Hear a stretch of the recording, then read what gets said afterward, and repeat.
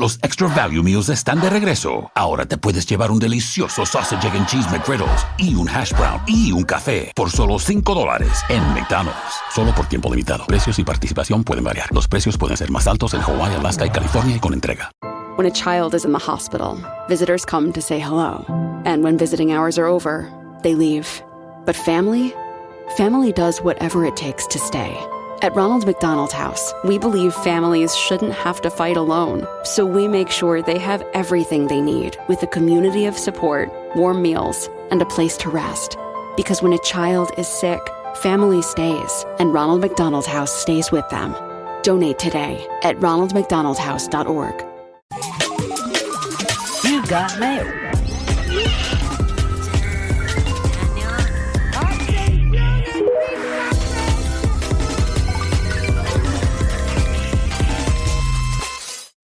Hi, I'm Millie Tamaris. And I'm Elise Morales. And this is Go Touch Grass, the podcast where we log in so you can log off. Elise and I are two chronically online comedians, and on this pod, we break down the week in internet discourse, viral memes, TikTok trends, and niche influencer drama so that you can literally do anything else with your time. Anything else, like subscribing to our Patreon. You can get tons more content weekly, access to our Discord community, and our spin-off series Search History, where we go back and break down a viral discourse from the past. This week, our Patreon is about the New York Times podcast that also was a kind of an article and headline called Did Women Ruin the Workplace?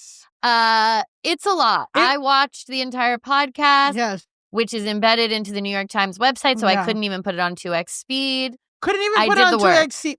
That's how you know the New York Times is getting Republican and it's owned by boomers. Because what do you mean we can't watch it on 2x speed? Couldn't watch it on 2x speed. And I'll say this as a preview, that it's giving Jubilee. It's giving Jubilee. Two conservatives versus one I don't know. We do still need to do a Jubilee Patreon. Oh, Jesus. I don't think either of us could have emotionally been able to take that on, but we do still need to. We do have to do it. At some point. But speaking of our Patreon, we have a Grass Nation book club on Discord. Our book this month is The Bewitching by Sylvia Moreno Garcia. I guess we have to pick a new one for November, or maybe it's every other thing, but I'm still working on Bewitching. It's again a cool Mexican horror gothic.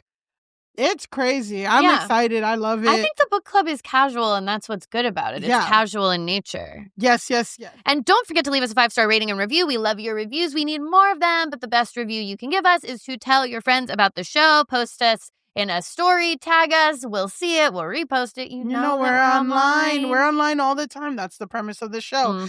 Is hearing our voices not enough? Want to see our beautiful faces as well? Check us out on YouTube, where we have full video episodes up every weekend with extra moments you didn't get in the audio. You'll see things that we reference. We'll put videos in. It's a fun time. And also be sure to check out our website, gotouchgrass.com, for all things Grass Nation. That's it for our housekeeping. Yeah. And now we are very excited to bring in this guest. I know that you guys are just going to fall in love with her. She's a wonderful actor, comedian, producer, community organizer who you've seen on Instagram interviewing bodega cats on her hit series Shop Cats. Everyone, give a Grass Nation welcome to Michelladonna. Hey. Welcome, Michella. Thank you. Thanks for having me. Of course. It's our honor to have the Queen of Bodega Cats. The Queen of Bodega Cats. The Bodega Cat Whisperer. The Bodega Cat Whisperer. And to start, I want you to give us a kind of overview, tell us the story behind Shop Cats. How did it come to be? How did you come up with the idea? And what has the response been? And what has it been for you? Yeah, absolutely. So basically I have been doing comedy for a few years, and then I started posting stuff about New York culture because I'm born and raised here. And I was like, you know what? Let me give my testimony. And then this company reached out and they were like, would you be down to host this? So it wasn't my idea. Initially, this awesome person, Drew Rosenthal, was the creative producer on that project. And he is not from New York, but he loves cats and he loves his local bodega cat. And he was like, well, I need talent that would be like, that would connect all these dots. And I went in and I was like, yeah, I would do it. And also, yes, the cat. And also culture and community. And like, I can be bilingual and I can have fun because my favorite thing to do is improv and just like off the dome. So it ended up working where Drew was like, no, I need Michelladonna. And I was like, oh my God, Drew, I need you. So you auditioned against other creators? I don't believe there was a competition. Oh, okay, good. Nope. And I mean, because I shot the pilot and immediately they were like, let's do it. And I was like, all right, let's do it. And yeah, it's been crazy. We've been doing it for a little bit over a year, like literally a year and 2 months. Nice. We won a Webby. We've been on New York Times, People Magazine, HuffPost, everything. You had Zoran on? Today Show. Like, it's been so incredible. And it's been so exciting to be able to speak in my own terms. Like, there's no script. It's just me. And my own fashion, my own kind of like direction. And it's been so much fun to see that grow. And it's been a beautiful community. The show is translated in Spanish and English, but also on Red Note, it's also in Mandarin. Oh, fun! Yeah, so we're like trilingual. Yeah. So it's been amazing, and I mean, I can't wait to see what happens next. That's awesome. That's cool, and it's really like it is inspiring to be like you saying, you know, you made a choice to start speaking about New York, talking about your experience, and then through that, a project popped up that someone was like, I know of the exact perfect person for this project. And like it just all came together just because you decided to be you and do your thing. And every day I'm reminded that doing what you actually care about and what you are having fun doing will always translate the best to whatever you're doing, because like you have a great intention and you're having fun and people can really tell. Yes. Yeah. So I was just like, listen, stand-up comedy, you're that girl, but like, what if I did other things? Yeah. And that has been so freeing. Totally. And that like segues right into the next question, I feel like, which is, so you've put together a little Sábado show. Yes! So why don't you tell us about that? What do you want to highlight with that project? How is it different from Shop Cats? I feel like it's different and similar at the same time. Lo Sábado is a Latine-ass variety show that I have curated and put together. We just did our version for the New York Comedy Festival, which was insane. Basically, I watched Sábado Gigante growing up. Y'all know about Sábado Gigante? Yeah. If you don't know what Sábado Gigante is basically a show on Univision, and it'd be like 2 hours of chaos. Like sketches, beautiful women, families reuniting, children, animals, dancing, singing. You could win a car. Like everything was happening, and I would sit down and watch that every single Saturday. Like I have home videos of like Sábado Gigante playing in the back, and I love that show so much. And when I was trying for like 30 years in America. Yeah. And when I thought about like, okay, what am I doing? Because, you know, you always have those moments where you're like, what's going on? Really? This morning for me. Literally. You know? And I was Definitely. like, what do I want to do? Like, do I really want to keep doing stand-up shows? Like, no, because the reality of it is that I want to cater to my communities, right? I'm queer, I'm Latine. I know that for me growing up, I never watched stand-up. There was never stand-up in my house. I would never go to a stand-up show. I only started going to stand-up when I started doing stand-up. And, you know, it's enjoyable. You have good shows and you have bad shows, whatever. But I was like, no. There's a million people doing that. I don't want to do that. I want to have a show that feels like I'm on a journey with everyone. I want to have a show where I can yell at the screen. You know what I'm saying? Like I want to talk back, and sometimes it's not like during a stand-up show that is heckling, but during my show it's like welcomed. I want you to yell.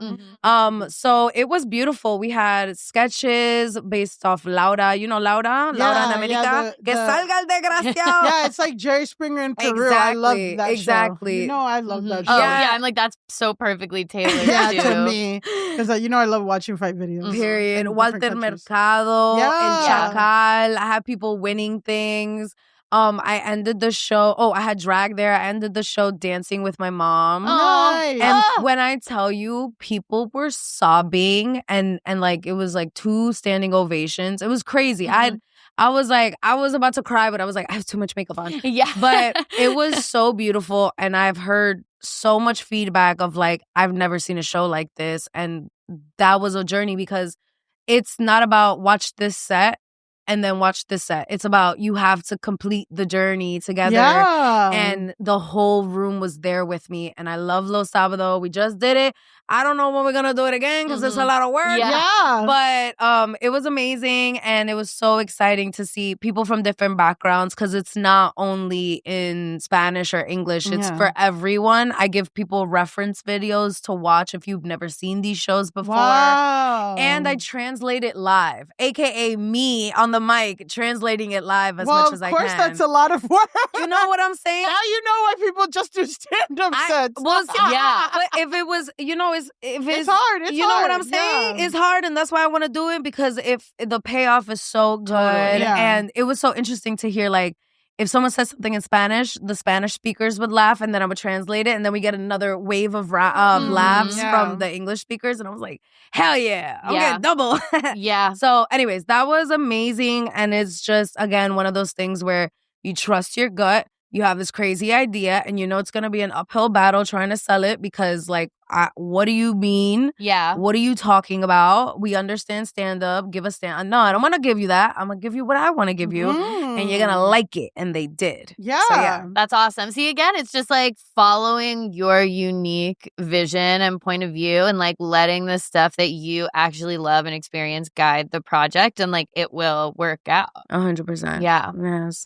Well, what an inspiring, incredible story. Thank you. And speaking of inspiring, incredible stories, let's talk about another thing that may or may not have worked out. Elise, you had a software I have a update? mini software update. It's a PSA. This is our segment where we will update the listeners about something we've been talking about. And I just want to let them know we're actively monitoring the situation with Ariana and Ethan at this point. Yeah. Rumors have now surfaced that they're actually back together or going strong. At this point, we simply don't know what's happening with Ariana and Ethan. Yeah. So again, even though a few years ago I said that they would get proposed, like be engaged by the Wicked 2 premiere, we have speculated, we have gotten word that they were actually broken up, but now they're saying they're together. So we're monitoring the situation. We have ears on the ground. We'll let you guys know when there's a more definitive answer. Yeah. I know you guys are clamoring for this. You guys are You're clamoring, scared. you're DMing us, whatever, we get it. We get it. And, yes. Do you have a response to Ethan and Ariana? I just think it's so interesting. Like, imagine burning through your whole family. Men do it every day for way less than Ariana Grande. Okay, then I just don't deal with men that much, but I'm just like, bro, you look crazy right now. I'm going to blame him. Come back. And I'm going to blame he's him. Probably, like, the thing is that I know that he is, whether he's with Ariana or not, he sent his ex-wife a WhatsApp text, or like he's tried to fuck at least once. Like, that's just his baby mama, his ex-wife, that he blew up his life for. I'm 100% sure, whether he's with Ariana or not, just knowing the audacity of men, that he has slid either in the DMs or texted her. So this is your next prediction. No, I'm like, it's not even a prediction. No. I'm like, it has probably happened by now. Because these guys do this all the time. They feel some pressure, they feel whatever, and they freak out and they blow shit up. Are we talking about the same man that SpongeBob, I'm looking at? Yes, SpongeBob. I don't understand this. Well, It's do y'all theater understand kid energy. it? I do because it's theater kid stuff. Yeah, he's the straight guy in the theater kid cast who's really good. Yeah, the only straight guy in the play is actually a really sexually powerful position. Yeah, no, I know this one. For a straight man to be in, and it does result in cheating often, and it does result in a woman like Ariana Grande dating an Ethan Slater. What happened with Hugh Jackman? Hugh Jackman left his wife of like 30-something years for Sutton Foster for one of his co-stars. Yeah, like that theater people, they be doing that shit a lot, and it's something about like it's not even about looks. It's about like he's talented and he's broke through. He's like the king of straight guy theater kid. Yeah, and this is a type of relationship. This isn't even just on a high level when we're talking about the Music Man Wicked. I'm saying in middle school summer stock productions, this type of behavior begins. Yeah. And now it's we are seeing it happening at the highest level of celebrity. Level. Exactly. Exactly. Just like we saw like Beyonce and Jay-Z's breakup, like that's the highest level breakup of a guy who's not communicating like the schedule with his wife, you know? That like one of the major things was like he planned a world tour without letting her know, and like basically planned it for like he was gonna be gone out of the house like for half the year right after she had the so it's like it's a bigger scale of shit that people go through every day. So stars, they're just like us. Stars, they're just like us. You know who's not like us? No. Oh my God. President of the United States. Oh no. Today on our discourse. Oh my God. Millie's known for her segues. My segues. Let me tell you something, okay? You're used to bodega cats. Yeah. But we're some pussies on fire here. Okay. It's gonna get wild here. So brace your fucking I know. I'm like, wow. Yeah, we're ready. It's time. Y'all, Jeffrey Epstein. Jeffrey Epstein. Before we get into our discourse, so our discourse is the segment of the show where we get into what the internet is talking about. Yeah. What everyone's memeing. What could it be? What's clicking, what's this and that. And before we even get into what's happened this weekend, we have to give some context, right? I just sat and thought, when I was preparing this episode, I was like, it is insane how much media, moment, discourse, all this stuff revolves around a man who killed himself 5 years ago. Yep. Crazy. So who are we talking about? We're talking about Jeffrey Epstein. Michelladonna's face is like, what the fuck? I think it's so interesting that, yes, all these things are coming out, but like the way the internet is like talking about it, I'm like, oh, we're clowning you, bro. Yeah. Like, we're clowning you. We're clowning you. And okay, thank you for setting this up, right? Yeah. So let's go back to, okay, if you're one of our new listeners from Australia or New Zealand, we love you. You're like, what the fuck is going on in America? We'll tell you. So a few months back, on our Pearl Mania episode, we specifically referred to and deconstructed the Epstein didn't kill himself meme, and how people on the right were using that meme to fuel, I am not exaggerating any of this. They used that meme to fuel a conspiracy that Hillary Clinton and other popular left-wing political figures conspired to get Jeffrey Epstein murdered so he wouldn't expose the Democratic pedophilia ring. Right. That no Republicans are involved in. No Republicans are involved in that. That was not Donald theory. Trump. Not Donald Trump. Jeffrey Epstein's close. No, Donald Trump was going to drain the swamp. Yeah. Donald Trump was going to expose. That's why a lot of them, their whole thing was like Donald Trump was going to expose this because he's not in the political elite. Yeah. Elites are ruining everything, you know? It's ridiculous, but it's important, again, that we name what the theory was, because when you say it out loud compared to the facts, it's so crazy. So right-wing podcasts like the Joe Rogan Effect, the Tim Dillon podcast, the Andrew Schultz Flagrant podcast, they would all have lots of fun bringing up that Jeffrey Epstein didn't kill himself, and also just making kind of disgusting jokes about young people being human trafficked, like making that into a meme. Okay, whatever. It's not my ministry, whatever. So they would all say on their podcast for years, release the files. Right. But the more that was uncovered, the more dumb they looked, because at the core of the files was Trump, the guy who showed up on all of their shows. And they don't ask him anything. He goes on their shows unchallenged. He did the incel press tour, got them all to vote.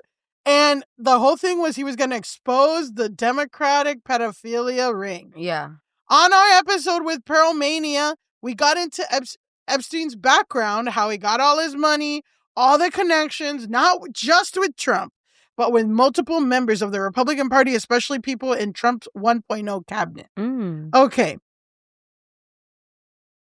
Anyway, last Wednesday, on November 12th, Democrats on the House Oversight Committee released 3 emails on Wednesday morning from the estate of convicted sex offender Jeffrey Epstein that mentioned Trump. They only released 3. They're very short. We're going to read them right now. Let's go. First thing. So it's to G Max, which is Jelaine Maxwell, who's in prison. Of course. Right. The importance is high, no subject.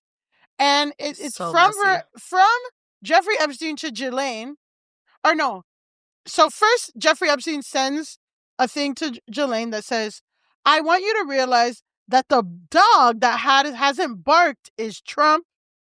They redacted the victim's name. Victim spent hours at my house with him. He has never once been mentioned. No police chief, etc. I'm 75% there. And to that, Gillian writes back, I have been thinking about that. Does this sound like someone who's going to drain the swamp? This is from an email from April 2nd, 2011. Already Jeffrey Epstein has been kind of through the ringer with his 36 allegations of trafficking 36 women in South Florida that Andrew Acosta pardoned or kind of gave him a year probation. And Andrew Acosta, he gave him a sweetheart deal. He gave him a sweetheart deal afterwards. He was convicted of trafficking 36 women, and Trump made him his cabinet member. So whatever. So this was around that time, right? Okay. Next email. This is to Michael Wolff, right? Oh, Michael Wolff was he in that chat?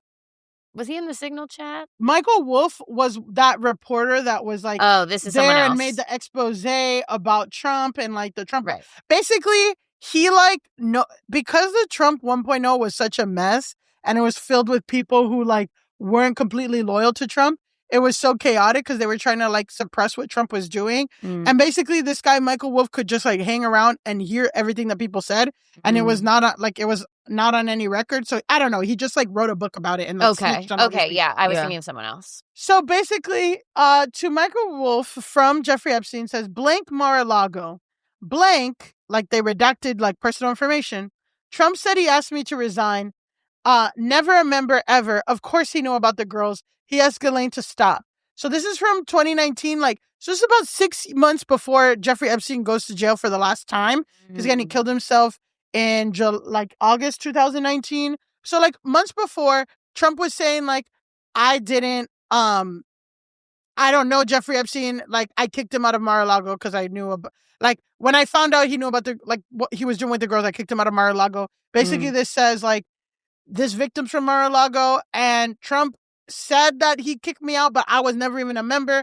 And of course, Trump knew about the girls. He asked Ghislaine to stop. So I just want to speak stylistically about these emails. His way of corresponding is so chaotic. First of all, caps lock off, weird punctuation, ...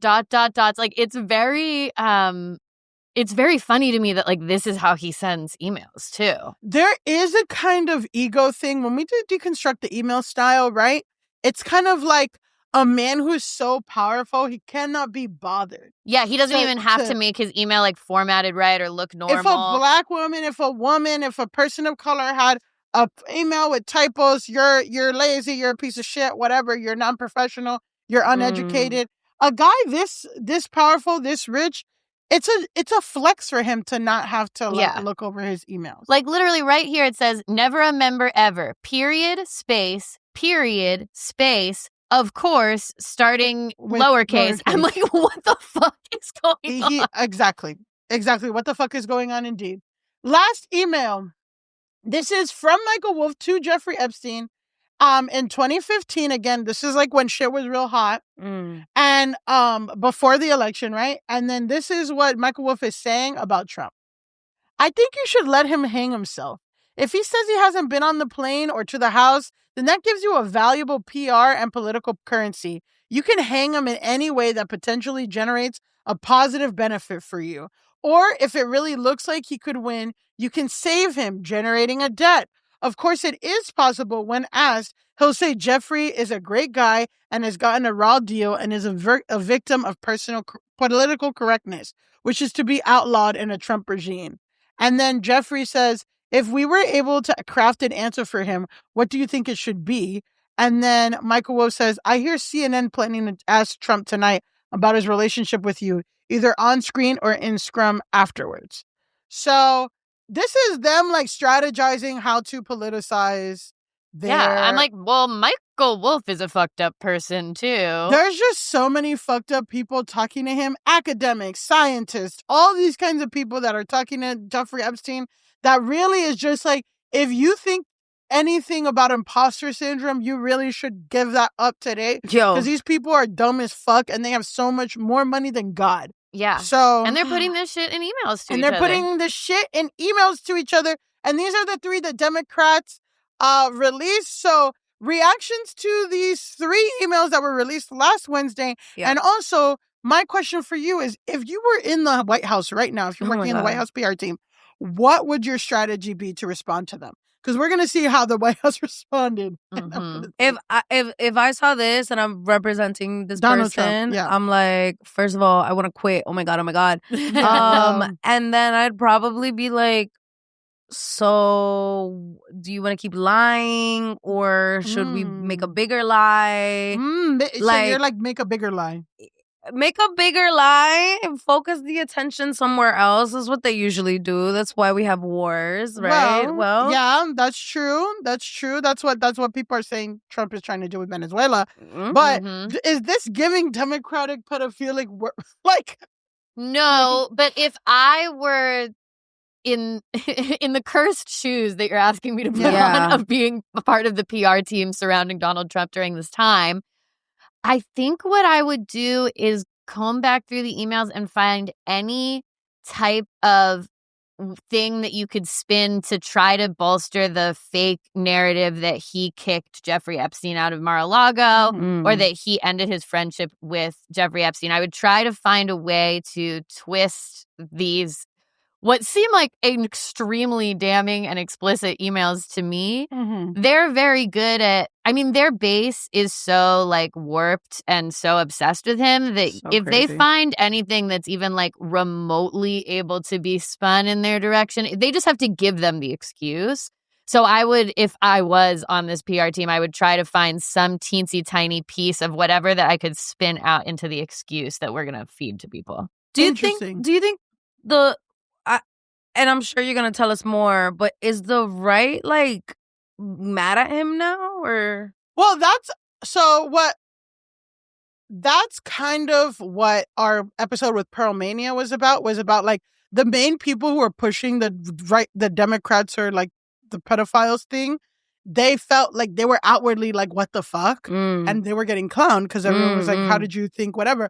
And we were also saying that there was a period, not this time, but I feel like a few months ago, there was a camp of Trump people who really did believe that he was going to release the files and drain the swamp and all that stuff. And they were expressing disappointment. Months ago. You know? Because they stopped it. They blocked it, right? Or something like that. They said, like, I'm not going to do it. I'm forgetting the details, but it was like... They were trying... So his team was trying to say, like, it's not necessary. We don't want to do it, whatever. Right. And then there were a contingent of Trump people, like Trump MAGA fans that were like, this is fucked up. Yeah. And that was like the beginning of like some awakening for some people publicly. Okay. And then what were you going to say? Just that, like, it seems like it was a moment where he actually genuinely pissed his base off a little bit, which is kind of so rare with him that it was interesting. And one of the things he was shook. Yeah, he was shook by it. And it's just wild because, like, to me, so obviously these emails are super interesting. It's wild to see these people like literally explicitly talking about this in email, but I have been convinced of Donald Trump's ties to Jeffrey Epstein the whole fucking time. So I'm just like, well, yeah, for sure. Yeah. All of that completely folds into what I already believed to have been the case and to be what's happening. There were a lot of people who didn't. I know. That's what surprises me. Didn't believe it at all. And so what happened? Okay, exactly. Okay. So you said you would make a bigger lie. Yeah. And you said you would try to spin it. Mm-hmm. So what the Republic, this is what I think happened. So on Wednesday, White House Press Secretary Caroline Leavitt said a statement to NPR that said, in part, Quote, the Democrats selectively leaked emails to the liberal media to create a fake narrative to smear President Trump. These stories are nothing more than bad faith efforts to distract from President Trump's historic accomplishments, and any American with common sense sees right through this hoax and clear distraction from the government opening back up again.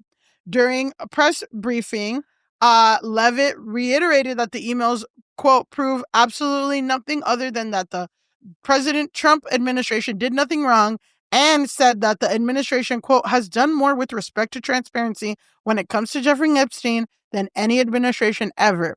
So that's what the White House said.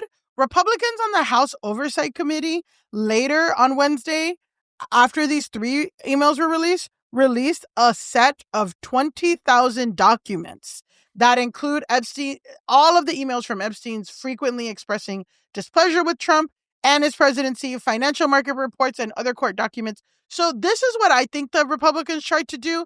I think, right, Caroline Levitt's like deny, and then would try to spin, right. and then the House Oversight Committee is like, we're just going to dump all these things and drown people because that is the Trump strategy. They do so much at once that people feel overwhelmed and they can't respond to anything. Yeah. So, but people started digging. Right? So among one of the emails, I thought this was funny. Among them was one email that says, quote, from Jeffrey Epstein to former Treasury Secretary Lawrence Summers. He said, quote, this is Jeffrey Epstein, a man who got convicted and has probably trafficked hundreds of young people. Yeah. And these are all people. And that's like a conservative estimate. That's a conservative estimate. Definitely at least convicted for trafficking at least 36 people, probably more. But he said, quote, I have met some very bad people, none as bad as Trump. Oh. Not one decent cell in his body. So that's one thing that they found in the email. Next, this new, I know that was so it's like, oh my God.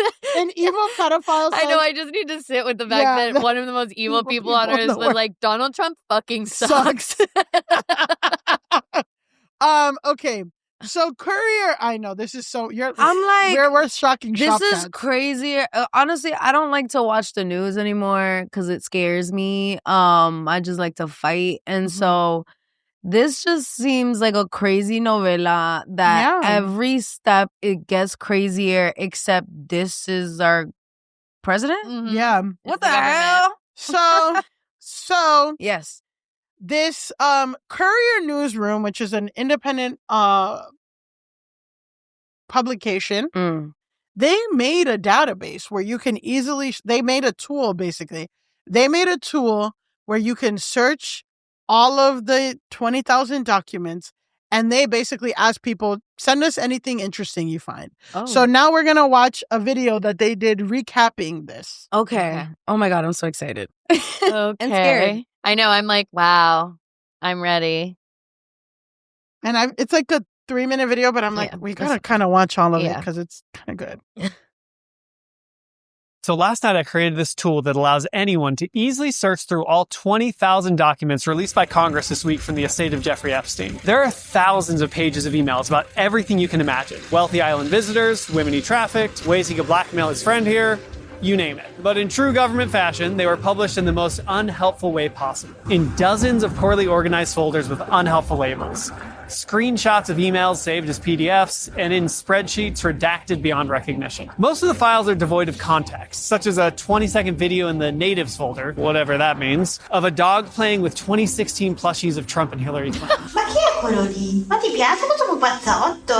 Someone could dig through these folders for days and find nothing. So I put an online search tool together, published it, and asked you guys to send me whatever interesting tidbits you found. And you did not disappoint. Here's a small sample of the truckload of tips I received in the first 12 hours since the tool went live. So here, Erica G and Aisha H both recommended searching for Ivanka and came across Michael Wolff asking Epstein about a woman Trump allegedly raped in his 12-year-old daughter's room at Mar-a-Lago. Drew Yu went through a 2018 email chain on pardons and came across this proposal, which appears to be an initial attempt to buy Epstein a pardon. In it, they promise that they will help Mr. Epstein in resolving his existing disputes with the federal government without any jail time, and that their contacts in Trump's DOJ could obtain an advantageous agreement in exchange for Mr. Epstein's cooperation. Now, it looks like that didn't all pan out before he was arrested, but the groundwork is there. I was sent some messaging chains from Nick M that have crazy media coaching going on between Epstein and Steve Bannon. Bannon was taking Epstein's advice on ways to keep the cameras rolling on him, and based on their conversations, it looks like it worked. Epstein kept encouraging Bannon to stoke class divide with his go-to tool, racism. He also took the time to compliment Bannon on his physical appearance, which apparently the physical embodiment of chronic alcoholism is concerned about. And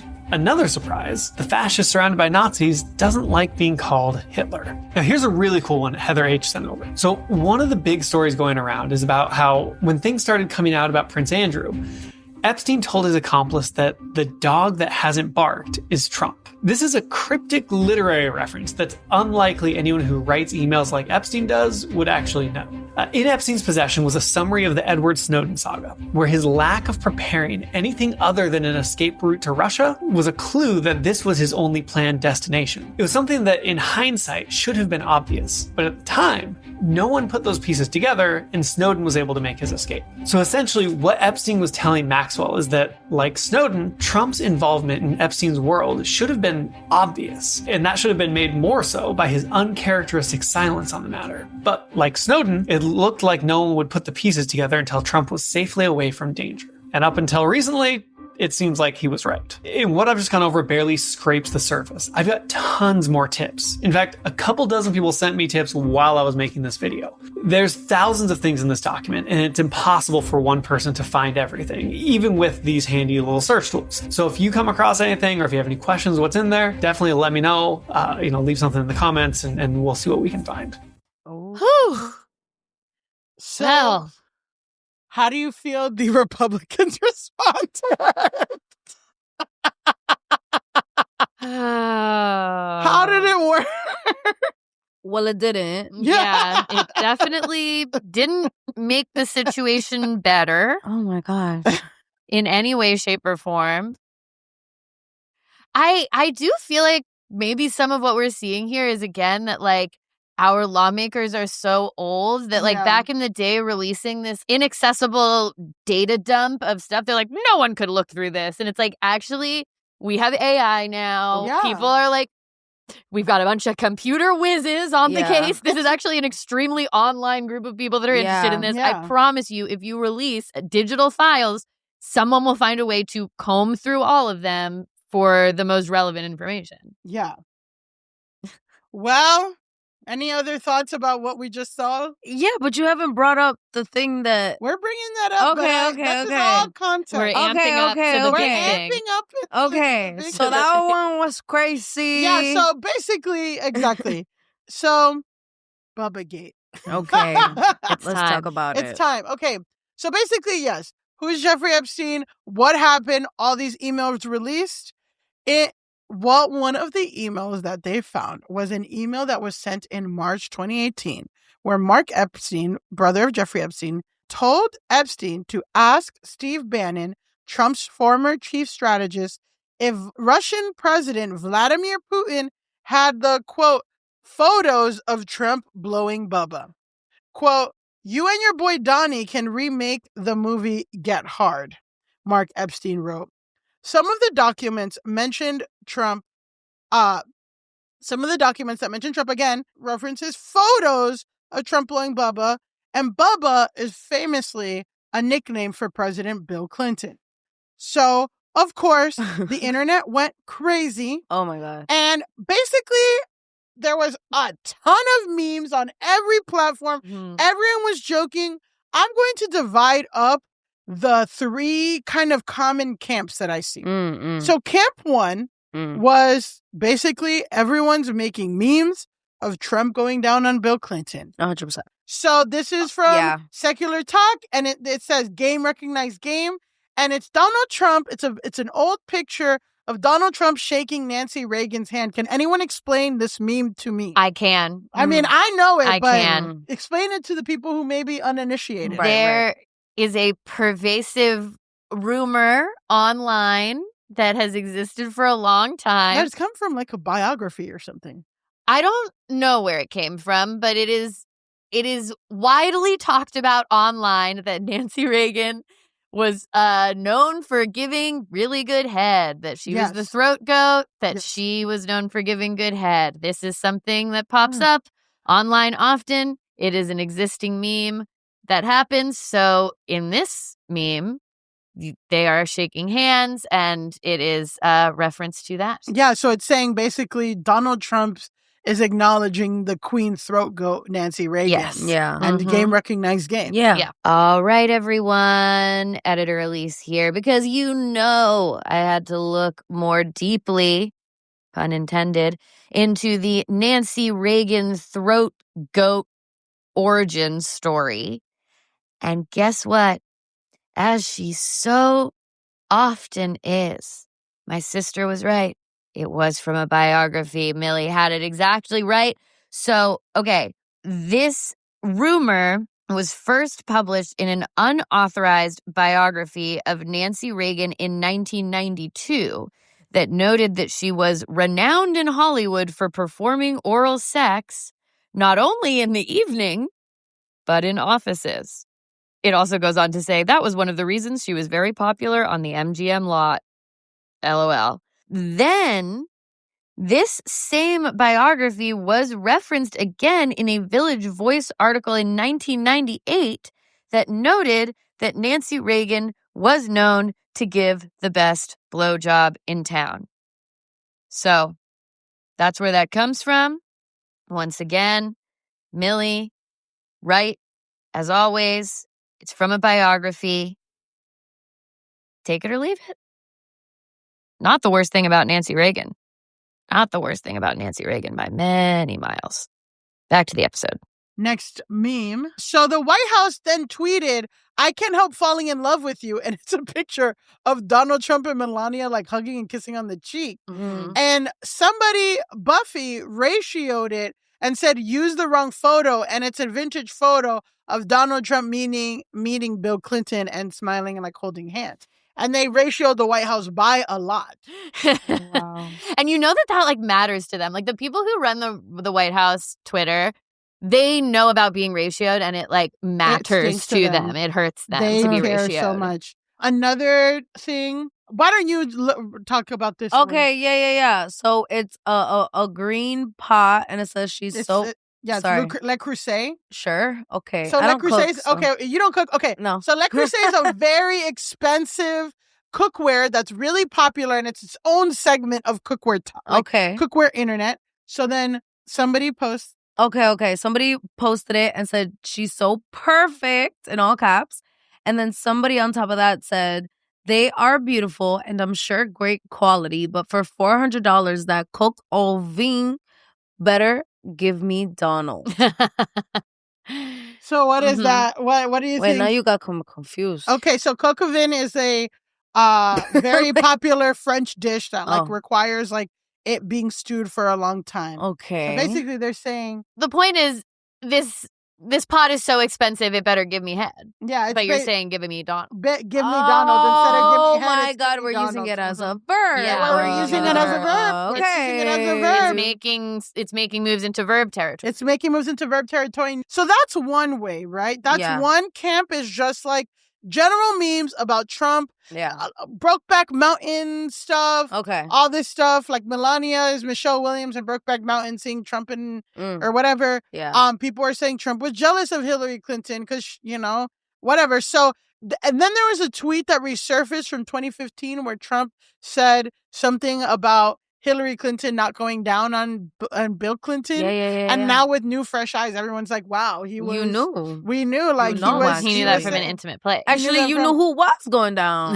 Yes. Okay. So that's one camp, right? Yeah. The next camp is who didn't go down on Bill Clinton. Am I the only one who hasn't slept with Bill Clinton? Bill Clinton has aura. And then it became like Bill Clinton fan cams. Like went really popular, like real viral on TikTok. Mm-hmm. The song I Was Getting Some Head spliced with like a slideshow of Bill Clinton, that kind of stuff. And then kind of like the Bill Clinton aura and Donald Trump thing converged into people calling Donald Trump Donica Lewinsky after the woman who... the intern who did...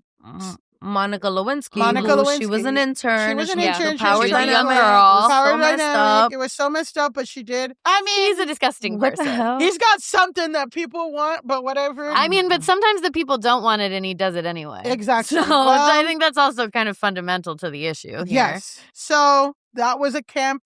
And the most kind of crazy camp to me are like, there's like two kind of things. It's like rape culture means Trump fans. And it's like the people who are like, well, it's not that big a deal. So here's one tweet. Like, this was a whole genre of people from different. So at Christopher Donna LLC goes, at 22, as a first-year teacher, I engaged in a consensual encounter with a 16-year-old who was not my student. There was no force, coercion, or predatory intent. Because I was employed as a teacher, the contact was classified as a tier 3 sex offense and requires lifetime placement as a sexual registry. Yeah. Whatever. And then someone says Epstein emails released and everyone coming out as a pedophile to defend Donald Trump. I mean, this is an insane thing to tweet. Well, I had sex with a 16-year-old and I actually was charged. I'm like, whoa. From his LLC account. From his LLC. What? From his LLC. So this was a very common, response that all these guys were saying. It was crazy. It was like, it's not that bad, whatever. Here's another tweet from Lil Duval, who's like a rapper, comedian, whatever. And he said, quote, why do people still care so much about the Epstein files? If you do find out something wild, it still won't change anything at this point. It's like people just want to prove that they right. Somebody responded, said, if you do something wild, it still won't change anything at this point. And then they screenshotted old tweets from Lil Duval. And I'm going to read the next four out loud. These are crazy tweets. Whenever my daughter's period starts, that's when I'm going to be the first dude to dog her out. That's from 2012. One from May of 2012 says, most of y'all saying y'all started thinking about sex at 11 or 12. Okay, cool. My daughter moving in with me at 10. What? I guess he was just trying to protect his daughter's sexuality. Then in 2010, he tweets, hashtag Justin Bieber possessed fan. Hey, Justin, could you please rape me and my daughter, then hit me with a bat if I get out of line?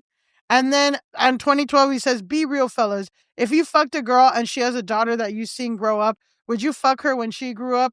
So basically, Lil Duval's like, why is this a thing? People look into it. He has problematic tweets. Oh my God. So, it's more than problematic tweets. He's obsessed with having sex with his daughter? And, okay, so that's kind of one thing, right? Is these guys doing dog whistles at themselves. And another thing that one of our pod favorites, Megyn Kelly, there's another argument that people were saying was like, well, it's not technically pedophilia, it's ebophilia because they're teens. They're not actually children. It's not like they're 8. Let's hear what Megyn Kelly had to say. Okay. And then we're going to hear a response. Okay. I've said this before, but just as a reminder, I do know somebody very, very close to this case who is in a position to know virtually everything. Not everything, but virtually everything. And this person has told me from the start, years and years ago, that Jeffrey Epstein, in this person's view, was not a pedophile. This is this person's view, who was there for a lot of this, but that he was into the barely legal type. Like he liked 15-year-old girls. And I realize this is disgusting. I'm definitely not trying to make an excuse for this. I'm just giving you facts. That he wasn't into 8-year-olds, but he liked the very young teen types that could pass for even younger than they were, but would look legal to a passerby. And that is what I believed, and that was what I reliably was told for many years. And it wasn't until we heard from Pam Bondi that they had tens of thousands of videos of alleged, forgive me, they used to call it kiddie porn. Now they call it child sexual abuse material on his computer, that for the first time I thought, oh no, he was an actual pedophile. I mean, only a pedophile gets off on young children abuse videos. She's never clarified it. I don't know whether it's true. I have to be honest. I don't really trust Pam Bondi's word on the Epstein matters anymore. Yeah, so I don't know what's true about him, but we have yet to see anybody come forward and say, I was I was under 10, I was under 14 when I first came within his purview. You can say that's a distinction without a difference. No, it's not. I think there is a difference. Yeah. There's a difference between a 15-year-old and a 5-year-old. It's just whatever. What? Right. So this is a response from a 14-year-old girl who clapped back on TikTok and now has millions of likes. Hey, Megyn Kelly. I'm Eloise and I'm 14 years old. I wasn't even going to say anything because the topic is an adult one. My mom even made a video about it yesterday because we didn't feel it was an appropriate topic for a child to speak about. But after hearing you go on camera and explain that Epstein wasn't into 8-year-olds, just the barely legal type like 15, I realized you might need an actual reality check from a literal child. So let me help you out. Megyn, people in my grade are turning 15 right now. Some of us still have baby faces. Some of us still have braces. Some of us still call our parents when we're scared at night. Some of us still look like middle schoolers because we basically are. And the fact that a grown woman needs a teenager to explain that is honestly terrifying. Here's the part you seem confused about. Under federal law, anyone under 18 is a child. No asterisk. No, but they hit puberty. No, older kids don't count. Anyone under 18 is a child. You said you were just giving facts, but here's the real fact. What you said wasn't factual. It was minimizing. It was making abuse sound like a technicality. And Megyn, here's the part you really need to hear. If a 14-year-old has to get on the internet and explain to a grown adult with national platform that children are children and there's no age where abuse suddenly becomes less bad, then the problem isn't confusion, it's corruption. Because kids my age aren't supposed to be the ones correcting you. We're not supposed to be the moral compass in a room full of adults who should have known better. But here we are. If my voice makes you uncomfortable, good, it should. Because the minute adults start defending predators by debating the age of a child, you're not protecting the truth. You're protecting the predator. And you shouldn't need a freshman to tell you that. Period, girl. Yeah, I mean, she ate her up. What? Yeah. And for her to say, I'm just sharing the facts is like, That's oh how- my that's her God. Yeah. She's crazy. Well, and it's also like, she's like, he was into the barely legal type, like 15. And I'm like, well, 15 is illegal, actually. It's just fully illegal for you to be. Barely. I think it's actually... Yeah, it's actually fully illegal. fully illegal for at least 3 more years. Yeah. So, yeah, no, that's not even, God. like, she's saying one thing and then talking about actually a completely different thing. Yeah, so, I mean, that is kind of like... It's kind of like usually in a Trump scandal... Again, you asked the question earlier. How are people who like kind of justify everything Trump says and does? Yeah. How are they handling this? And it's like, it is this has backfired in such a crazy way to them that even people who would typically can defend Trump out of everything, because these people are like, groceries aren't that expensive anymore. The economy got better. There are people who voted for him thinking like he makes the economy better. And like, Yeah. they always are going to find an excuse. But even the people that do are getting cooked in a way Good. like on epic proportions. It's like, this is one thing that he can't get out of. And it's crazy. Like every time I feel like it's gotten worse, it gets worse. Like, Yeah. like every time I'm like, it's so clear, whatever, even more like damning things happen. Yeah. Oh my gosh. So just to wrap this up, on Friday, Trump was blasting the Phantom of the Opera soundtrack at the White House, and he emptied out his Friday schedule. Elise, as someone who is both like majored in political science, you know the inner workings of what it is to be in the White House. Yes, and also I do. you do have like you are a theater kid. Tell us what this means. It's never good for someone to be engaging with Andrew Lloyd Webber in this way. Yeah. This is the mark of serious mental distress, especially for Donald Trump, because Donald Trump has a love for Andrew Lloyd Webber. This is actually known. This is not the first time he's been caught blasting Phantom during times of distress. I think it was when during one of the impeachments, or maybe after January 6th, he was driving his golf cart around Mar-a-Lago blasting Phantom. Cats and Phantom. Also Cats. He's blasted Memory from Cats. He loves Cats. He loves Phantom. It's funny because he's like the ultimate 80s New York guy. Yeah. So it does make sense that like he probably went to the premiere of all these Andrew Lloyd Webber famous musicals. And so now he's like kind of a queen when it comes to like fucking Andrew Lloyd Webber. He was a reality TV star. Yeah. Like he's into entertainment. Like I would have. It's like, okay, sure. I'm just like, who heard that? How did you hear that? Oh, people like hear like passerby's press, and then like I think he really bumps it too, because bumps again, this in, has like, happened the whole before. Speakers, right? Because he put the like whole a speaker house system. Yeah, so he put it through the whole house. This is all like I found it on MSNBC and like some random things. It's not like by the New York Times or anything. Yeah, but,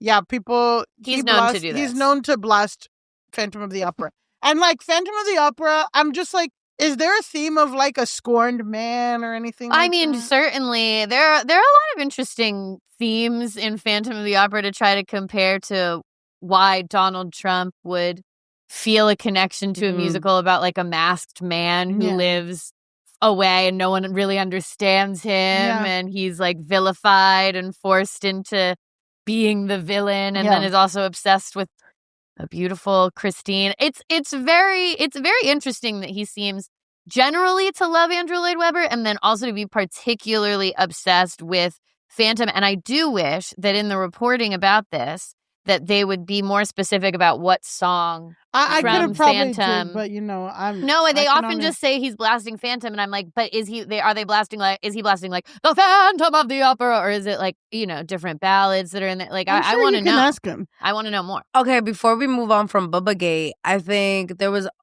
one thing about like they were talking about like was the 2016 election basically like side bitch versus main bitch?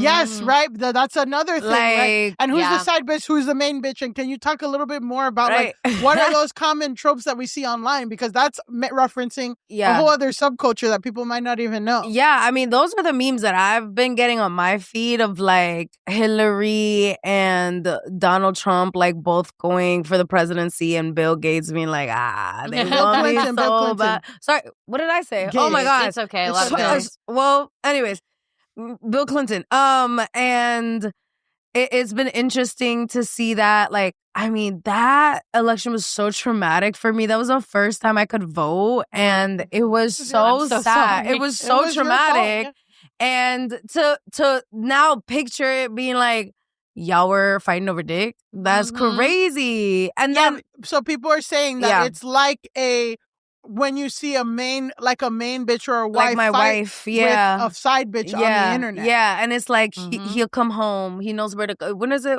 He knows how. Yeah, it's he knows, like he usually home. the main bitch will be like, it doesn't matter if he sleeps around. He's coming home to me. Yeah, I'm this or exactly. whatever. And then other people are like, the concept of our first LGBT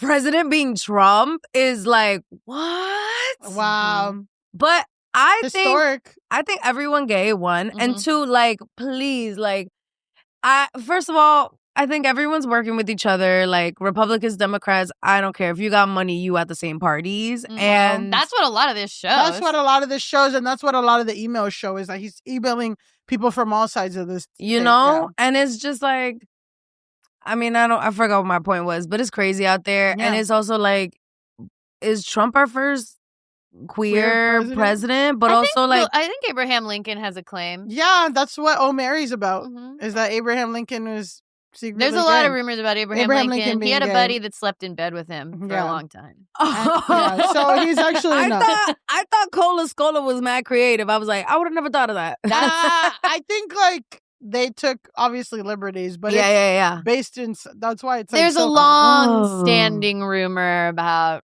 Honest Abe. Miss Abe, yeah. So okay. There was also proof on top of the Phantom of the Opera thing. There was also proof that there were late night meetings happening, like kind of crisis meetings that Thursday and Friday, Wednesday, or that Wednesday. And again, this is the same guy who can't even make it through a fat-phobic obesity presentation without sleeping. That was also last week. So in the same week, he's like falling asleep at like very important meetings where they're like, every fat person in the country has to go on Ozempic. And then in the same week and he's sleeping through that. And you haven't heard of Ozempic? Yeah, I'm telling you, I do not watch the news anymore because I'm like, because it's all shit like this. It's all shit like this, but it's also like, you gotta know what kind of crazy shit they're doing. I mean, I just know they're taking people out of their homes and off of their jobs and off of the street for being innocent people. Of all the people, somehow like, I saw the statistic of like, of all the people ICE raided, like only 16 of them have criminal records. Like, great. It's so fucking, but these are the people, right? Yes. Okay. So Mark Epstein literally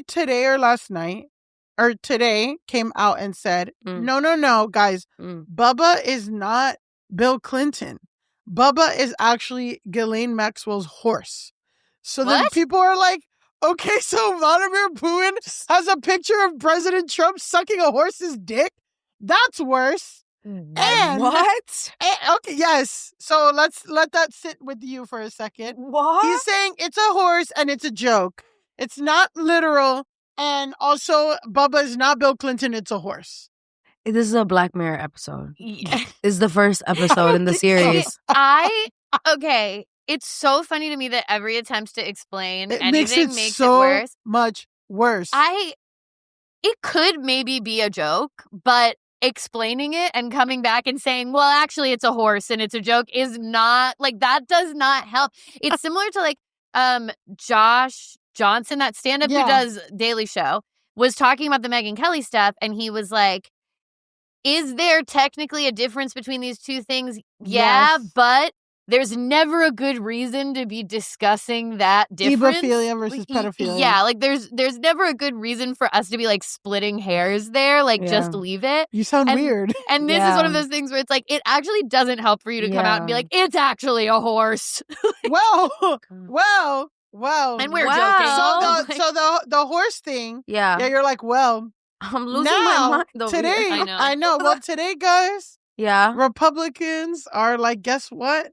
Actually, release all the files. We don't have anything to hide. And then Donald Trump truth socialed this.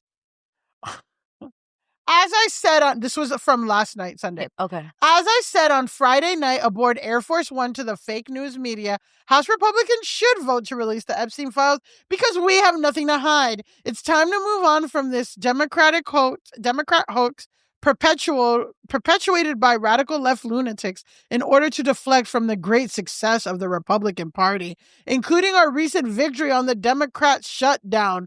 The Department of Justice has already turned over tens of thousands of pages to the public on, quote, Epstein, and are looking at various Democratic operatives, Bill Clinton, Reid Hoffman, Larry Summers, etc., and their relationship to Epstein.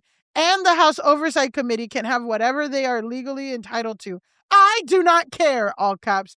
All I do care about is that the Republicans get back on point, which is the economy, quote, affordability, where we are winning, all caps, big.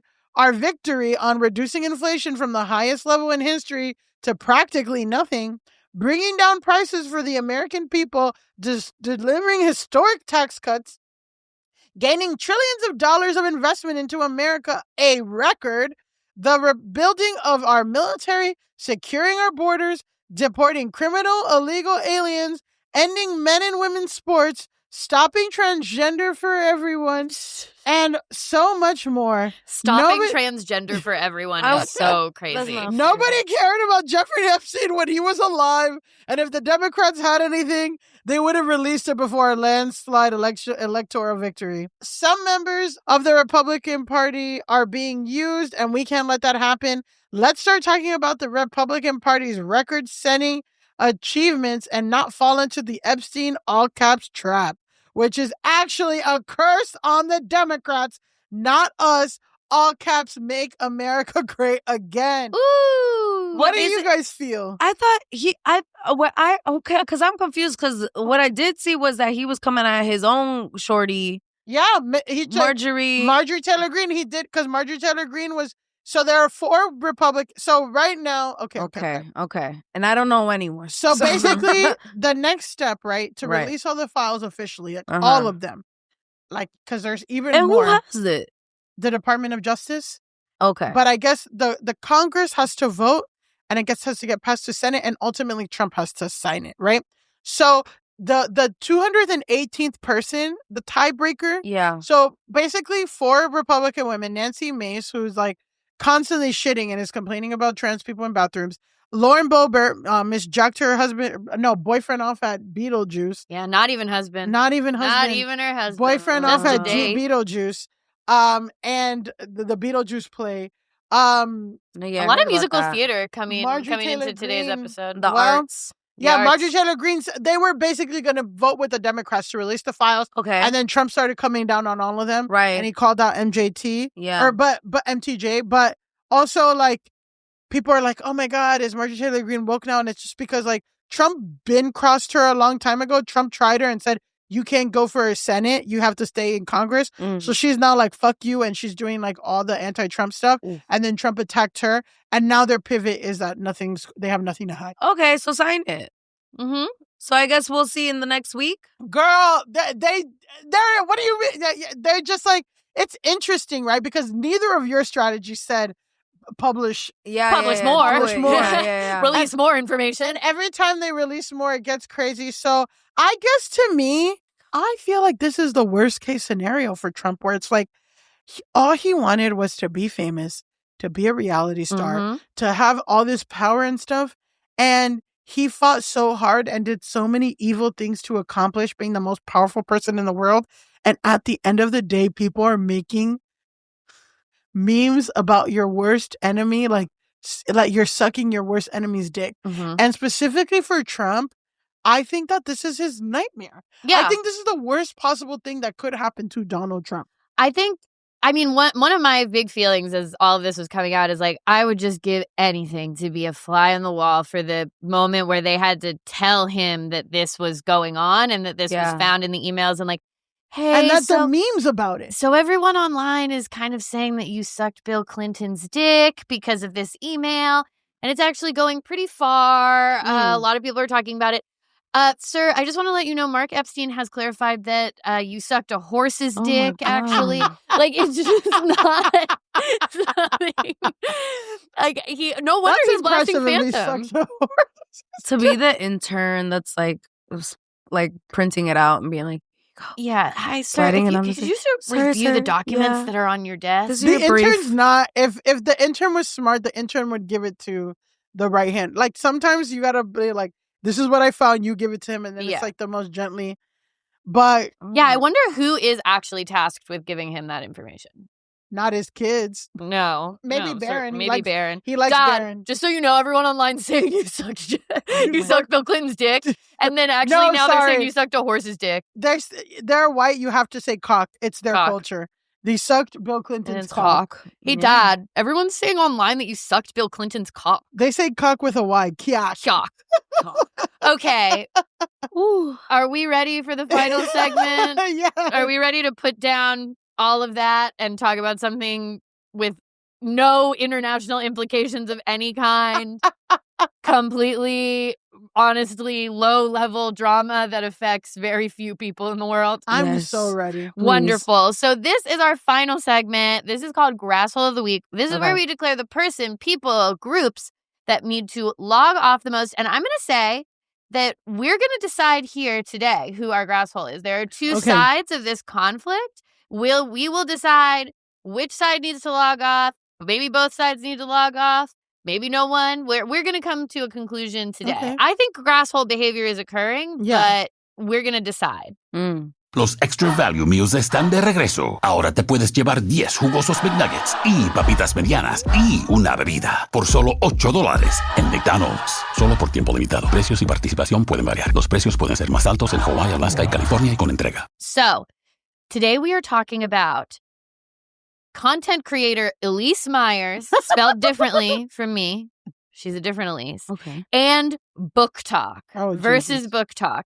So, who is Elise Myers? She's a content creator. She's a comedian. She has, get ready for it, 7.1 million followers on TikTok and 3.9 million on Instagram. Wow. She is popular for doing like funny story time videos. And it seems like her big breakout was in 2021. She did a TikTok where she told the story of a first date that somehow resulted in her buying 100 tacos. Oh my God. This is like the type of story that people on TikTok love. That's her vibe. Her vibe is very like relatable, candid. She talks a lot about having ADHD and anxiety and being on the autism spectrum. She's everybody on TikTok. Yeah, she's like, but she, I think, is like maybe an early adopter and like quintessential foundational character of the form that we're talking about. I wouldn't call her a discourse inducer, but she has induced discourse in the past. I think she took like a long social media break at one time. Wow. I think she's gone through periods where people don't fuck with her, so they do fuck with her. I kept hearing that she's associated with Hillsong in some way. Like she used to be in Hillsong. Now she's not. She left, whatever. But generally her vibe is like relatable, quirky girl. Okay. That's her. Book Talk refers to a thriving community on TikTok where people discuss authors, books, debuts. A lot of it gets into like the indie and self-publishing community. It's a really big corner of TikTok that we talk about here. And it's a lot of drama. And sometimes, and especially in this story, when you like are referring to Book Talk, it actually also bleeds into like Threads and Twitter. It's like basically anywhere online that people are discussing books now, it kind of is Book Talk. Yeah. Like just how like the Secret Lives of Mormon Wives refer to themselves as Mom Talk, irrespective of like being on TikTok. Book Talk is now basically like an umbrella term for communities discussing books online. That skew female. Definitely skew female, but like not entirely. I mean, definitely like I would say it's like a very queer space. It's a very quote unquote woke space. That type of stuff. So why are they fighting? So Elise Myers just released her new book, That's a Great Question, I'd Love to Tell You, on October 28th, and it quickly became a New York Times bestseller. Again, she's got 7 million followers on TikTok. And this was all good until a woman named Allison Rose Vintage posted this to Threads. So this is a review. She has a picture of the book, and she says, "No, I'm sad I don't like this book at all. Has anyone else tried reading it? It's not at all like the stories she tells in her videos. I'm on the 5th essay, and I think I have to stop reading it." So thoughts on this tweet or thread? This is a thread. Shady. Yeah. Like, why don't you just put the book down? Question mark.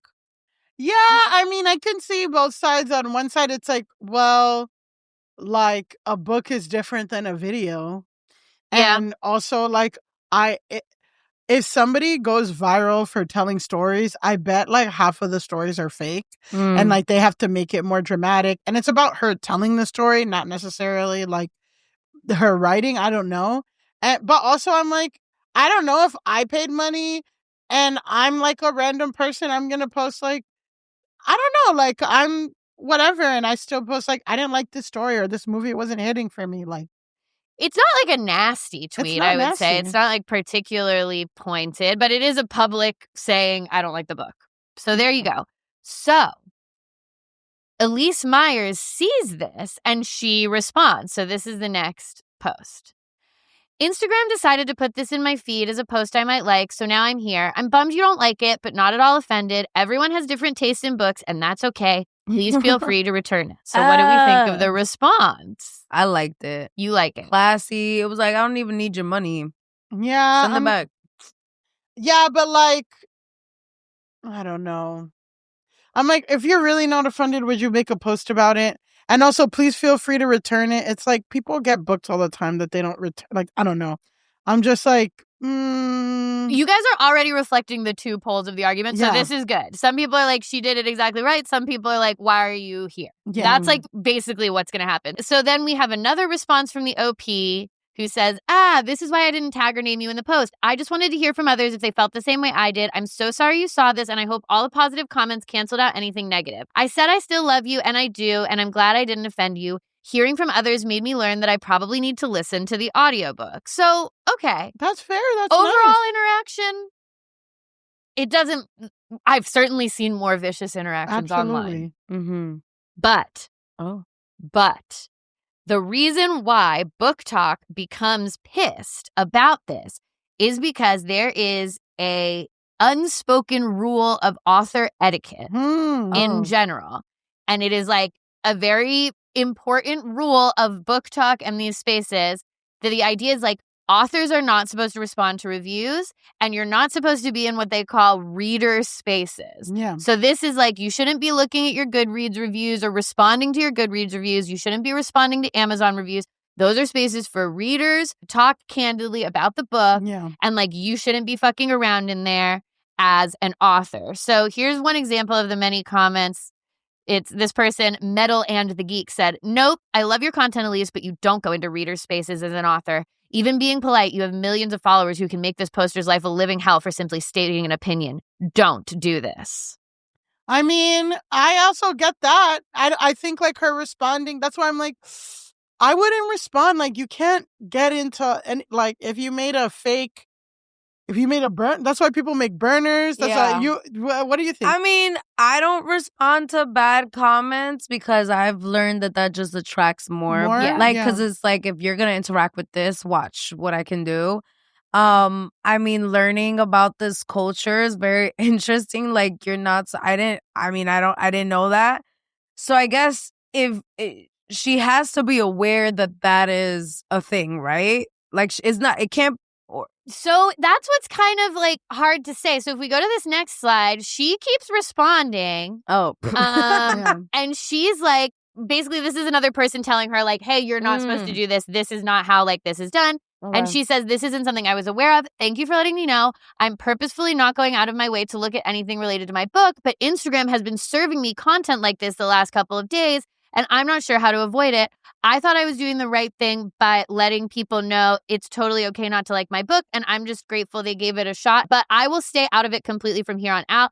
I'll try and filter my content better. So kind of what she's saying is like, I'm not even like really going into reader spaces, but if you are looking up your own book on Instagram, like Instagram is going to serve you stuff about your own book. I know, but like she's still replying, and it's just like, I just remember one time me and some other people on Twitter were talking shit about Whitney Cummings and she started liking my things. The other person thinks she responded really whatever. And it's just like, girl, like you have all this money, you have all this fame. Like I should be able to say like your joke was racist or this joke sucked or you're unfunny. But, but it's like, yeah, what are you doing here? And then like, this is like, I don't know. That is why, of course, if someone's like, you're an ugly bitch who needs to die, I'm replying, I'm whatever. But like someone just saying like, it wasn't for me. Like, I get it. And then this is weird. Like, it's kind of like, I'll try, but like, it's hard. It's served to me. It's just like. I do see how it could be served to her. Like, yeah, if it could be served if to you're her. like looking up your book, like Instagram will do that. So basically this interaction starts going super viral and people start making tons of TikToks about it. And like, I watched a bunch of them. They are all no less than 6 minutes long. So I'm just going to summarize the discourse because Book Talk is also known for these like very long TikToks that it's not even like you can pull out a 3-minute chunk. So What? I know, but Book Talk gets really serious. Book Talk takes itself very seriously. They get very upset. Yeah. And these like etiquette things are very important to them. And I get some of it where it's like, yeah, like readers do need to be able to speak about books and be like, I didn't like this book in a space where it's like the author isn't going to come in and start fighting. Yeah. Can I ask a question? How is Book Talk different than like Sydney Sweeney's movies all flopping and then everyone on the internet being like, we hate you? I think that there's two things, right? Yeah. So Book Talk, we're saying is like a community similar to like sports fans and sports forums of like a sports fan. If someone says the Knicks suck or I didn't like the Knicks players today, if a Knick writes back and is like, whatever, like it's weird. Like you don't do that, right? Or like getting on Sports Center and like going aggressive for someone. Okay. Analyzing the sports game, right? Okay. That's different. And then Sydney Sweeney, we talked about Sydney Sweeney last week, and it's basically like Sydney Sweeney marketed a movie that was basically for queer people and like about a queer woman, and she's like not disavowing white supremacy, and she's also pro-Trump. Like she's a registered Republican. So it's like people are not gonna like the people who you want to support you are not gonna support you. That's the whole thing. But like with this thing is like the etiquette of the culture of if you want to be books, if you want to engage in the book community. And it's tough because you do want, like, if you're popular or talked about on Book Talk, period, like, there are millions of, like, they have revitalized the book industry. There's tons of money to be made. There's all this shit with books, book clubs, all this stuff. Like, books are in right now, so you don't want to, you know, so you got to know the nuances. Hey, no disrespect to Book Talk. No. If you're listening to me, I just finished a book. Oh, yeah? What book did you finish? I forgot who wrote it, but it was called Martyr. Okay. Y'all know about Martyr? No, but that shit was crazy. There you go. I bet Book Talk would know. Yeah, so you could say like, oh, I really liked Martyr, but then if the Martyr, or like, I didn't really like this character, and then the Martyr character is like, well, you can return it. It's like, oh my God. But then, okay, but sorry. Then I'm thinking about Cardi B and like how she responded to that one girl about, what was it? Oh, that she like said fat or something like that. She said more than we talked about that. That was not cool. So she should have respected that and not been a part of it, if we're looking at a parallel here. I personally always come down on the side of I think that celebrities should very, very minimally engage. Like, unless something is like really harmful or really hateful, or like there's like a very, very serious need for you to like correct the record or speak back about something, I think that it's always better probably to not respond. I think with the Cardi B thing, it was like punching down. Yeah. Because it was like making fun of a disadvantaged group that supported her. Yeah. I think with the thing with the girl was that the influencer that she feuded with, which this is a whole other ethical thing with tweets and stuff like that. The influencer that she feuded in, she's an influencer. She has like 300,000 followers or whatever. Like, it's a little bit more equal playing field for Cardi B to call her out. But what a lot of people do, which is a huge no-no on Twitter, on thing, is if somebody with 0 followers or 16 followers or 20 say something mildly critical, and then the person's like, fuck you, what's going to happen is all of the Cardi B stans are now going to attack. You know what I mean? Or like all the Elise Meyer fans are going to attack Abigail Vintage or whatever. Yeah, that actually is like perfect for our next. So our next slide, basically I was like rounding up the two different kind of camps here. And so, okay, we have on the one side, we have Book Talk people who are saying she shouldn't be responding to reviews. She should know that's not how it's done. You know, she's a 32-year-old woman. She entered this space on purpose. This like, aw, shucks, I didn't know act is, you know, I saw some people being like, it's kind of classic white woman tears shit. Yeah, I see that. Well, I see the like, it's always in the last sentence. Like, you can return it. I'll try to filter better. Thanks for letting me know. I'm like, okay, girl. Yeah, it's that very like, hope this helps culture where it's like, it's always kind of meant a little shady. And then another big thing is we see these people saying, yes, I think this is the main point here. This is from Angela Reed's books, that it draws her fans to come to her defense. I've been around enough in these circles that it really is just the best for authors not to comment on negative posts about their books, to which Elise Myers says, I'm genuinely sorry I opened it up to that. I thought my response was kind. I didn't know I wasn't allowed to respond to a review of my book. This is new to me, so I'm learning as I go. Thanks for letting me know, which is like kind of exactly the thing you were talking about. So basically, this is like the two poles. So we have the one side that's like, you're not supposed to do this. She should have known. It's your job to like be educated about the etiquette of the space that you're entering. And like, I don't buy this little like act that you're doing. And then on the other side, we have people who are saying, you know, at the end of the day, she is a debut author who came from TikTok. Like, these rules aren't written down somewhere. And like, if your publisher isn't going to go through this with you, if you're someone who's coming from the outside, like, it's not like you go to author school and they like tell you this type of stuff. If you're coming at it from a place that's outside of Book Talk, you actually might not fucking know. Like, I didn't know until I started engaging with this stuff that there's like real rules around this. And then another kind of sub argument is people are saying, yeah, you're not supposed to go into like Goodreads and Amazon, but Threads isn't actually like a reader space in the same way of Goodreads and Amazon, because you can be served content that isn't you actually going and looking for it, which is what Elise says happens here. And so it's different than like going to Goodreads, looking up reviews of your book and responding to them. You might get like served it. And if you actually want to be putting reviews out that an author might not see, you shouldn't be doing it on Threads where that could happen. So you don't buy that at all. I don't buy that. That's bullshit. Conversation happens. Again, if it's an extreme review or a positive one, I think it's okay to respond. Like positive reviews, that's kind of how you respond to negative reviews. You highlight the positive ones, you keep reposting it, you say, thank you so much for reading, thank you for engaging, and you don't engage with the negative ones, because the more you engage, the more whatever.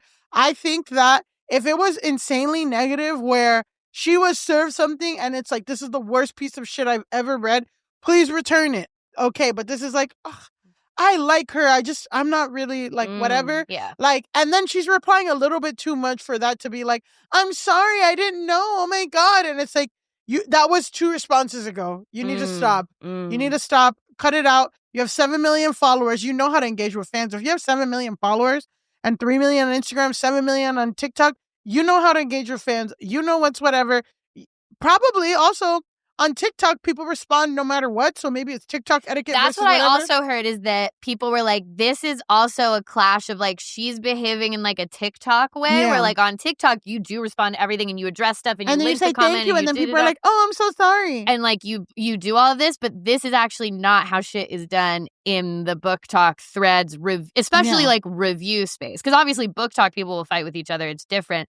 But like a review space, you're not supposed to do this. So at this point, I've laid it all out for both of you.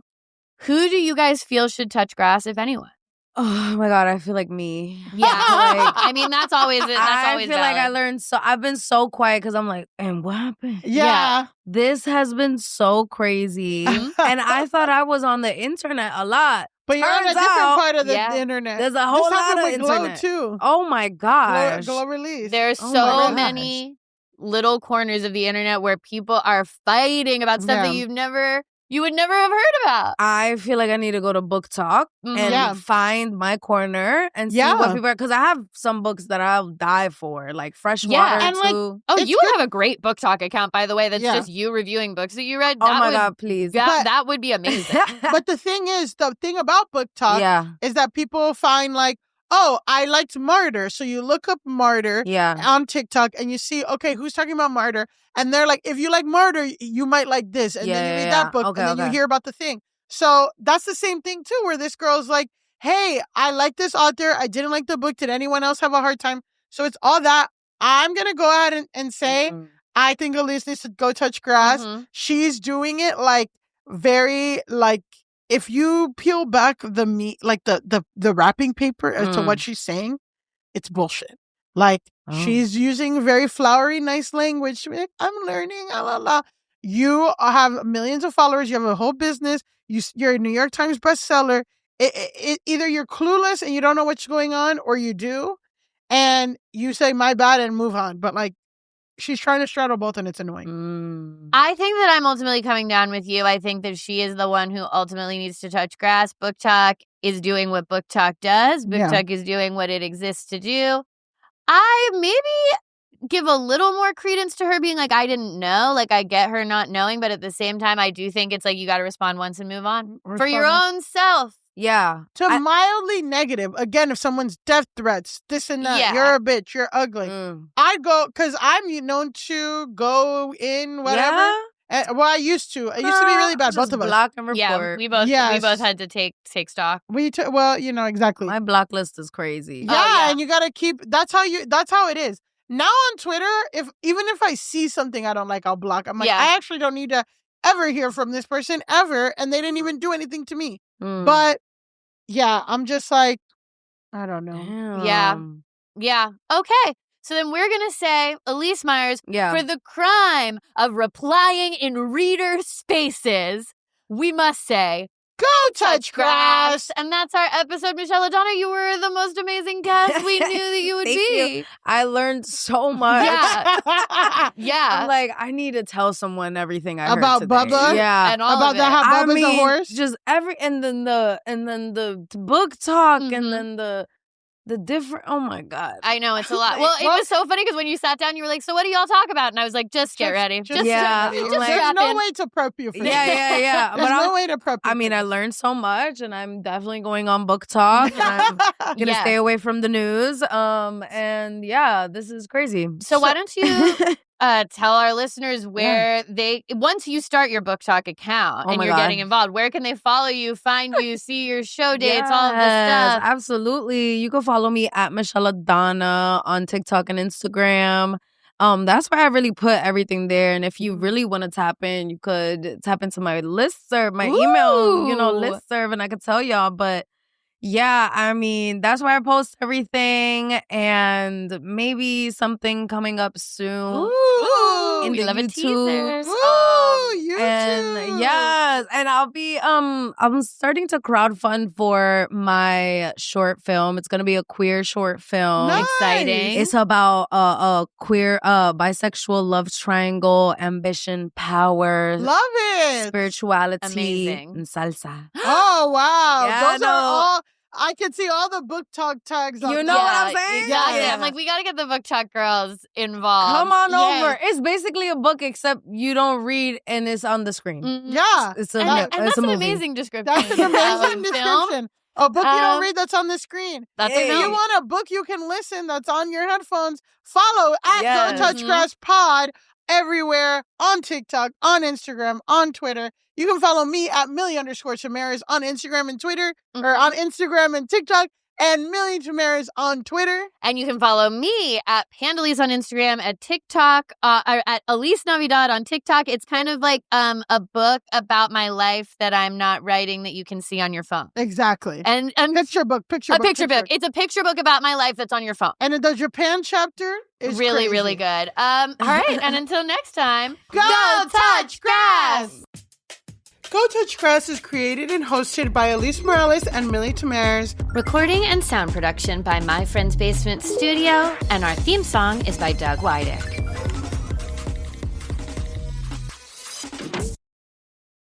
Los Extra Value Meals están de regreso. Ahora te puedes llevar un delicioso Sausage, Egg and Cheese McGriddles y un Hash Brown y un café por solo $5 en McDonald's.